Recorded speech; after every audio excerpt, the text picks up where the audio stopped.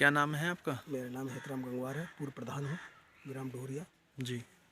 प्रधान जी, कुछ गांव में समस्या हैं जो कॉलोनी को लेकर, लैट्रिन को लेकर बहुत सारी समस्या हैं, क्या कहना चाहेंगे?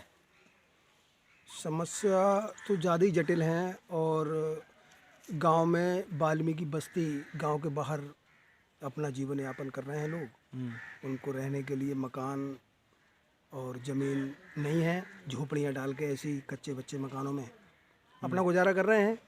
बाकी ये तो ग्राम प्रधान के विवेक के ऊपर है कि वो किसको दें कॉलोनी, किसको ना दें।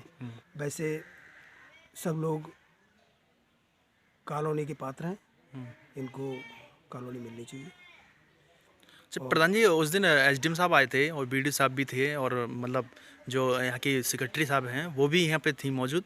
तो गांव वालों ने शिकायत रखी थी, उसका कोई निस्तारण करा नहीं करा? गांव वालों ने शिकायत, मैंने खुद ही शिकायत रखी थी और सबसे एक मेन शिकायत ये थी कि हमारे शमशान की प्रधान जी ने 27,500 रुपये की लकड़ी कटवा ली है, जो कि मैंने 2008 में लगाई थी और उसका काटने का कोई प्रोसीजर नहीं है। कोई समझ में नहीं आई कि उन्होंने वो पैसा कहाँ लगा दिया। एसडीएम महोदय से कहा भी तो उन्होंने कहा कि 10 से 15,000 तक या 20,000 तक पैसा प्रधान कहीं भी लगा सकता है।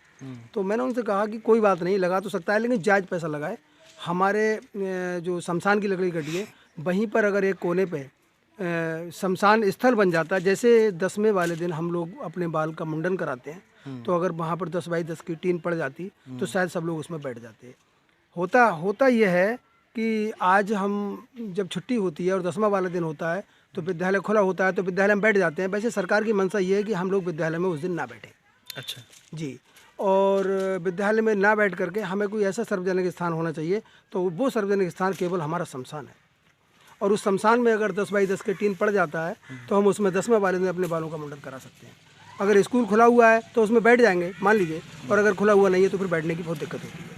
तो मैंने ये कहा था एसडीएम महोदय से कि हमारी जो शमशान की 27,500 की लकड़ी कटी है, अगर उस लकड़ी से एक कोने पर अगर 10 बाई 10 का टीन डलवा दिया जाए तो गांव के लोगों को बढ़िया रहेगा और 10वें वाले दिन उसमें अपने बाल का मुंडन करा सकते हैं। तो उन्होंने कहा कि मैंने उस पैसे से आंगनवाड़ी केंद्र का एक गेट तोड़वा दिया है, जबकि गेट तोड़वाना, सरकारी बिल्डिंग को तोड़वाना या तो बने नहीं और अगर बन गई तो तोड़वाना उचित नहीं है। अगर औचित है भी तो हम आंगनवाड़ी केंद्र में अपने बालों का मुंडन नहीं करा सकते, ये संभव नहीं है। तो एसडीएम महोदय से वाल्मीकि बस्ती के बारे में बात भी हुई और मैंने कहा भी था कि भाई हमारे वाल्मीकि गांव के बाहर रह रहे हैं, चंद लोग हैं और ना ही उन पर रहने के लिए मकान है, ना ही ज़मीन है, तो उनको आवास मुहैया कराना ज़रूरी होगा।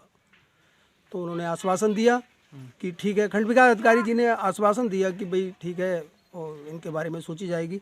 बाकी ग्राम प्रधान ये कह के टाल देते हैं कि भाई आपने मेरा सहयोग नहीं किया। वो इनके ही वाल्मीकियों के मुँह से ही सिद्ध होता है, मेरे सामने तो उन्होंने नहीं कहा है, बाकी इनके मुँह से सिद्ध हुआ है कि भाई इस तरह के टाल देते हैं कि आप सहयोग नहीं करते हो।